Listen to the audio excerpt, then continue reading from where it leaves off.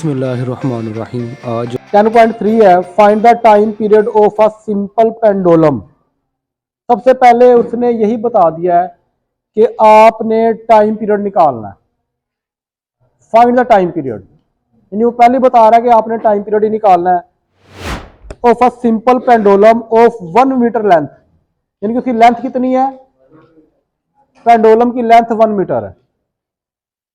Place on earth, कहां पे रखा गया उसको, जमीन पे। एंड ऑन मून, यानी इसके दो पार्ट है। फर्स्ट पार्ट आपने जमीन के ऊपर भी निकालना है और मून के ऊपर भी निकालना है, यानी कि दो पार्ट में ये होगा, ये सिंगल पार्ट नहीं है।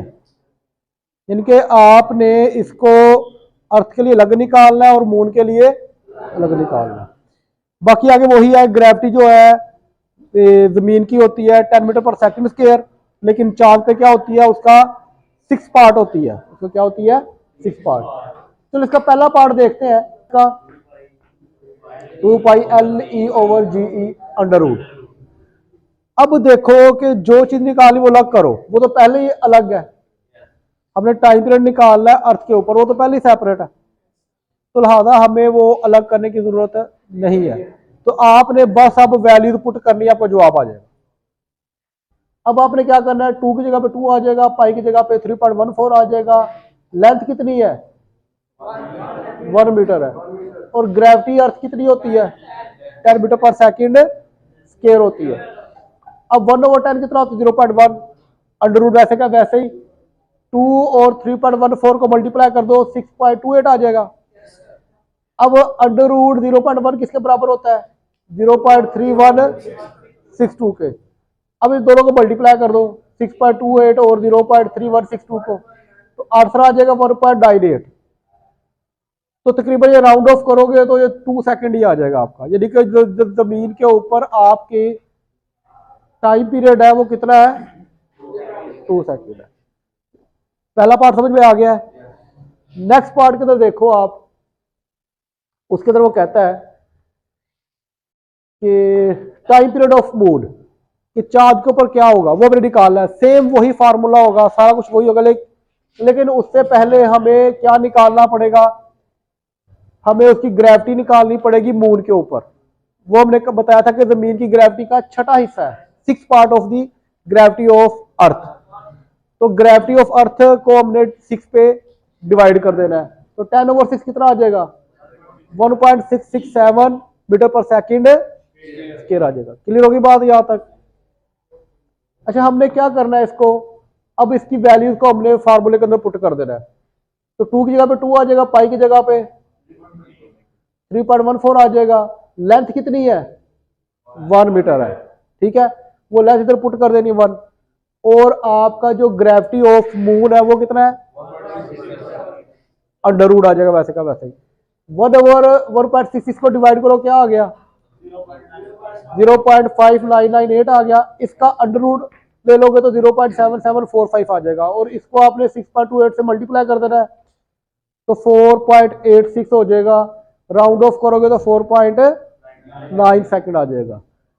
तो ये बाकी कैलकुलेशन है, कैलकुलेशन तो आप खुद कर सकते हो। मेन जो थीम है इसको समझना, क्या पूछा गया है, कौन सा फार्मूला लगाना है, और वैल्यूज को पुट करके कैसे आगे उसकी कैलकुलेशन करनी है। ये 2-3 बातें होती हैं। 4 है, अ simple pendulum complete 1 vibration in 2 second. ये जो होते हैं ना छोटे छोटे न्यूमेरिकल, ये बड़े अहम होते हैं, और इसके अंदर वो डेफिनेशन ही दे दी है उसने टाइम पीरियड की। पेंडुलम क्या कर रहा है कि 2 सेकंड में एक वाइब्रेशन मुकम्मल कर रहा है, तो इसका मतलब क्या दिया गया है, टाइम पीरियड दिया गया आपका। तो a simple pendulum complete 1 vibration, यानी कि एक मुकम्मल वाइब्रेशन मुकम्मल कर रहा है कितने सेकंड में, 2 सेकंड में। तो ये क्या दिया गया, हमें टाइम पीरियड दिया गया। कैलकुलेट इट्स लेंथ, हमने क्या निकालना है, इसकी लेंथ को निकालना है। और ग्रेविटी कितनी दी गई है हमें, 10 मीटर पर सेकंड स्क्वायर दी गई है। क्लियर होगी बात यहां तक। तो अब इसके अंदर एक चीज ही निकालनी है, ये बिल्कुल आपका पहला न्यूमेरिकल है जो आपने किया था, उसके अंदर भी हमने लेंथ निकालनी थी। तो सिंपल आपने फार्मूला लिखना है, टेकिंग स्केयर बोथ साइड। तो जब बोथ साइड स्केयर लोगे तो आपके पास T square 4 pi square under root square cancel हो जाएगा, एल ओवर जी आ जाएगा। अच्छा, उसके बाद हमने क्या इसमें से अलग करना है, लेंथ करनी है अलग हमने। ठीक है, क्या करनी है हमने, तो जी जी डिवाइड इधर क्या हो जाएगा, मल्टीप्लाई, और 4 पाई स्केयर इधर मल्टीप्लाई और इधर आके, आगे बात समझ यहां तक। ये सिंपल वैल्यूज भी वही है जो लेंथ ऑफ अर्थ निकाला है। टाइम पीरियड 2 है, उसका स्केयर हो जाएगा, ग्रेविटी 10 है, 4 का 4, पाई का 3.14 का स्केयर आ जाएगा। ऊपर वालों को मल्टीप्लाई कर दो 40 आ जाएगा, नीचे वालों को सोल्व करो 39.4384 आ जाएगा। 40 को इसके ऊपर डिवाइड करेंगे तो 10.5 स्टार्ट करना है हमने अब। If 100 waves pass through a point of a medium in 20 second. अब नंबर ऑफ वेव्स कितनी है, 100 है। टाइम पीरियड नहीं है बेटा ये, इन 20 सेकेंड। अब इसको समझना है कि आपकी 100 वेव्स है, आपकी, और वो 100 वेव्स एक पॉइंट में से गुजर रही हैं, और उसको पॉइंट में से गुजरने के लिए कितना टाइम चाहिए उसको, 20 सेकेंड। लेट कर लो कि ये आपकी 100 वेव्स है, लेट कर लो ये 1 2 3 4 5 6 7 8 9 10 11 12 13 वेव मैंने शो की हुई है, लेट कर लो। ठीक है, अब ये किसी पॉइंट में से, लेट कर लो 100 वेव है, किसी पॉइंट में से 20 सेकंड में गुजर रही है, तो क्या इसको मैं टाइम पीरियड कह सकता हूं, नहीं कह सकता। ठीक है, टाइम पीरियड का तो डेफिनेशन ये थी कि एक वेव हो, उसको गुजरने के लिए जितना टाइम लगता है वो आपका टाइम पीरियड था, ना ये टाइम पीरियड नहीं है। लेकिन अब वो एक नई डेफिनेशन निकल आ रहा है, वो आता है फ्रीक्वेंसी। फ्रीक्वेंसी की डेफिनेशन पता किसी को,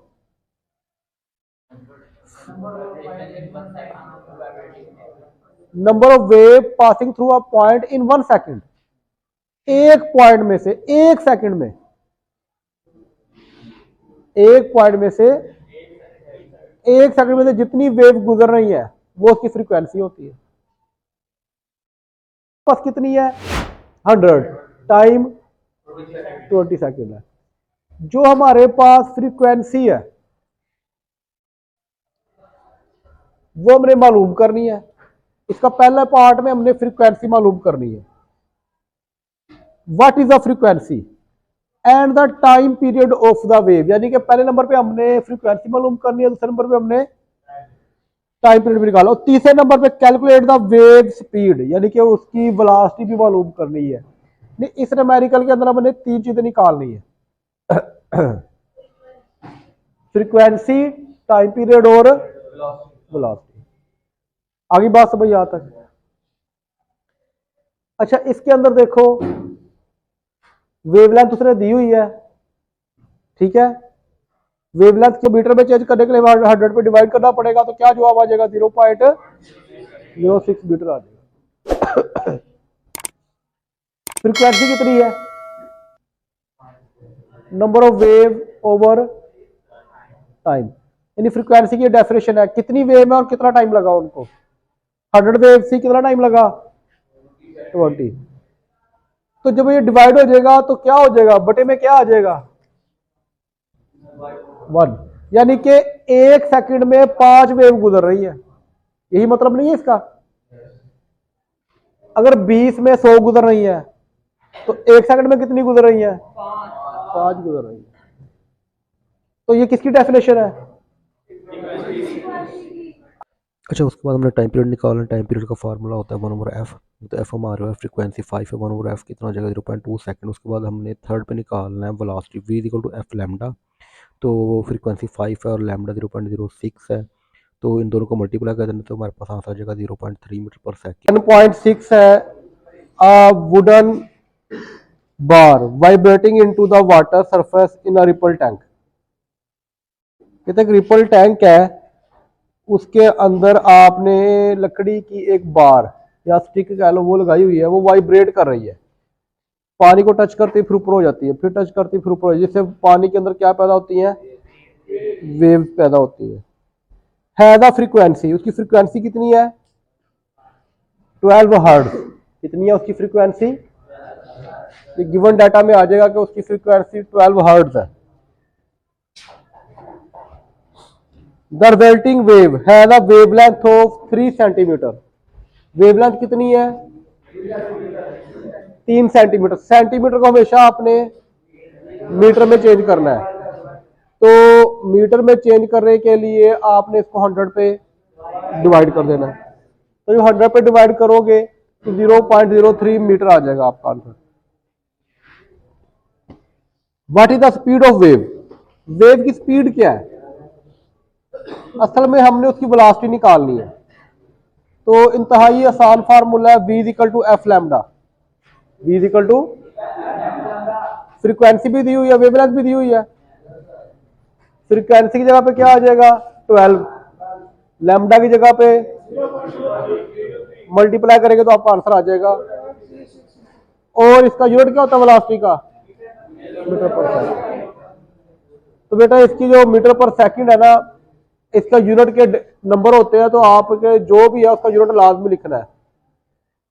तो वेलोसिटी पूछिए तो वेलोसिटी का आपने यूनिट साथ लाजमी लिखना है।